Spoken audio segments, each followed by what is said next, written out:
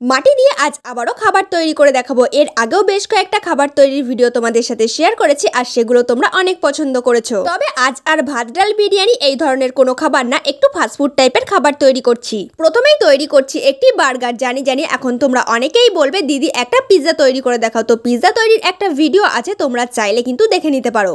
Burger জিনিসটা দেখতে সাধারণত একটা পাউরুটি কাটা, যার ভেতরে বেশ কিছু জিনিস থাকে। একদম নিচের দিকে যে পাউরুটির হাফ অংশটার মতো থাকে, প্রথমে সেটা তৈরি করে নিয়েছি। এবার যে সবজির লেয়ারটা থাকে সেটা বানিয়ে নিচ্ছি। একদম নিচের পাউরুটির হাফ অংশটা তৈরির জন্য প্রথমে বেশ খানিকটা মাটি নিয়ে শুধুমাত্র হাতের সাহায্যে চ্যাপটা করে নিয়েছি। এখানে দেখো প্রথমে তৈরি চ্যাপটা মাটিটার ওপর সবজির যে লেয়ারটা থাকে সেটা এইভাবে গোল করে বসিয়ে দিলাম। সত্যি বলতে আমি কখনো বার্গার খাইনি, তাই সাজেশন হিসেবে এই ছবিটা নিয়েছি। আর এই ছবিটা থেকেই জানলাম সবজির ওপর একটা চিকেন অথবা আলুর কিছু রেসিপি করে চ্যাপটা করে দেওয়া আছে, এখন সেটাই তৈরি করছি। সেজন্য বেশ খানিকটা মাটি প্রথমে চ্যাপটা করে নিয়েছি, তারপর একটা কাঠির সাহায্যে এইভাবে সাইডে এবং ওপর নিচে কিছুটা ফুটো ফুটো মতো দাগ করে নিচ্ছি। এর উপর একটা পাতলা বাটারের মতন কিছু দেওয়া থাকে, সেটা তৈরির জন্য প্রথমেই বেশ খানিকটা মাটি বেলে সমান করে নিলাম। তারপর এটা সমান করে চৌকো আকারে কেটে নেব।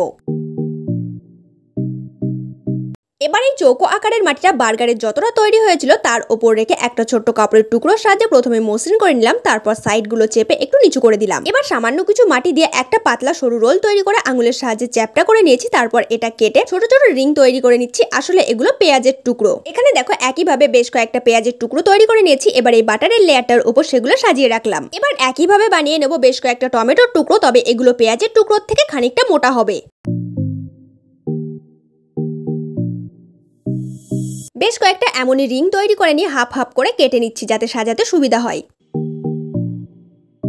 এবার পেঁয়াজের টুকরোগুলোর ওপর টমেটোর টুকরোগুলো সাজিয়ে দিলাম। প্রথমবার যে সবজির লেয়ারটা তৈরি করেছিলাম সেটা একটা কাদার লম্বা রোল তৈরি করে বানিয়েছিলাম, তবে এবার এটা একটু অন্যরকম ভাবে তৈরি করছি। মাটি দিয়ে বেশ কয়েকটা ছোট ছোট গুলির মতন তৈরি করে সেগুলো আঙুলের সাহায্যে চ্যাপটা করে সাইডগুলো একটু উঁচু করে দিয়েছি। এবার এই ছোট ছোট চ্যাপটা মাটিগুলোই একটার পাশে একটা খুবই সাধারণভাবে সাজিয়ে দিলাম, তবে একটা লেয়ার হয়ে গেলে আরেকটা লেয়ার দিয়েছি যাতে দেখতে জিনিসটা একটু ভালো লাগে। বার্গারের একদম ওপরে যে পাউরুটির হাফ অংশটা থাকে এখন সেটাই তৈরি করে নিচ্ছি। হাফ পাউরুটির মতো অংশটা তৈরি হয়ে গেলে একদম ওপরে দিয়ে জল দিয়ে হালকা করে মসৃণ করে দিলাম। এবার বানিয়ে নেব ফ্রেঞ্চ ফ্রাই। ফ্রেঞ্চ ফ্রাই তৈরির জন্য খুবই অল্প মাটি একটু মোটা করে বেলে নিয়েছি। তারপর এটা এইভাবে লম্বা লম্বা করে পিস পিস করে কেটে নেব। এবার এই লম্বা মাটিগুলোরই দুদিক থেকে সমান করে কেটে নেব। এবার দেখো ফ্রেঞ্চ ফ্রাইগুলো রাখার জন্য একটা কৌটো তৈরি করে নিচ্ছি। সেজন্য প্রথমেই বেশ খানিকটা মাটি বেলে সমান করে নিয়েছি, তারপর চারটে টুকরোতে কেটে নিয়েছি এবং এই চারটে টুকরো ভালোভাবে জয়েন্ট করে ফ্রেঞ্চ ফ্রাই রাখার জন্য একটা প্যাকেট তৈরি করে নিলাম। প্যাকেট বা বক্সটা তৈরির পর একটা ছোট্ট কাপড়ের টুকরোর সাহায্যে জল দিয়ে সব দিক থেকেই সুন্দরভাবে মসৃণ করে নেওয়ার চেষ্টা করছি। মাটির তৈরি ফ্রেঞ্চ ফ্রাইগুলো রাখার জন্য মাটি দিয়েই একটা প্যাকেট তৈরি করে নিয়েছি। এবার চলো এই ফ্রেঞ্চ ফ্রাইগুলো মাটির তৈরি প্যাকেটেই রেখে দিই। এবার দেখো ফ্রেঞ্চ ফ্রাই দিয়ে প্যাকেটটা ভর্তি করে দিলাম। তবে এর সাথে যে প্রথমেই একটা বার্গার তৈরি করেছিলাম সেটা ভুললেও হবে না, তাই বার্গারটাও দেখিয়ে দিলাম। এবার দেখো জিনিসগুলো শুকিয়ে যাওয়ার পর এখানে রং করতে বসে গেছি। প্যাকেট থেকে ফ্রেঞ্চ ফ্রাইগুলো বের করে রেখে প্যাকেটটা প্রথমেই প্রাইমার করে নিচ্ছি। বক্স অথবা প্যাকেটে প্রথমেই সুন্দরভাবে প্রাইমার করে নিয়েছি। এবার ফ্রেঞ্চ ফ্রাইগুলোতেও সুন্দরভাবে প্রাইমার করে নিলাম। এবার বাকি আছে শুধুমাত্র বার্গারটিতে প্রাইমার করা, তাই সম্পূর্ণ বার্গারটিতেও সুন্দরভাবে প্রাইমার করে নিচ্ছি। শিয়াম, তনুশ্রী, আপতি, জয়া তোমাদের প্রত্যেককে অনেক ধন্যবাদ আগের লং ভিডিওতে কমেন্ট করার জন্য। এখানে দেখো ফ্রেঞ্চ ফ্রাইয়ের প্যাকেটটিতে আলাদা কোনো রং করবো না, তাই লাল রং দিয়ে ছোট ছোট বেশ কয়েকটা হার্ট এঁকে দিলাম। ফ্রেঞ্চ ফ্রাইগুলো ভাজা ভাজা রং করার জন্য ডিপ ইয়েলো কালার ইউজ করেছি।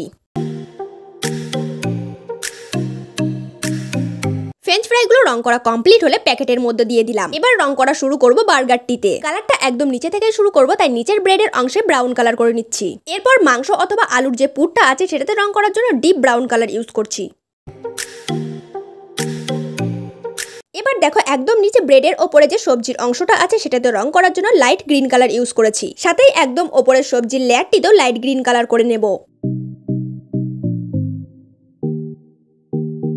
এবার দেখো বাটারের যে চৌকো পাতলা লেয়ারটা দিয়েছিলাম সেটাতে লাইট ইয়েলো কালার করে নিচ্ছি। বাকি আছে পেঁয়াজ এবং টমেটোর টুকরোগুলোতে রং করা। পেঁয়াজের টুকরোগুলোতে রং করার জন্য ব্যবহার করছি ডিপ পিঙ্ক কালার এবং টমেটোর টুকরোগুলোতে রং করার জন্য অবশ্যই ব্যবহার করেছি লাল রং।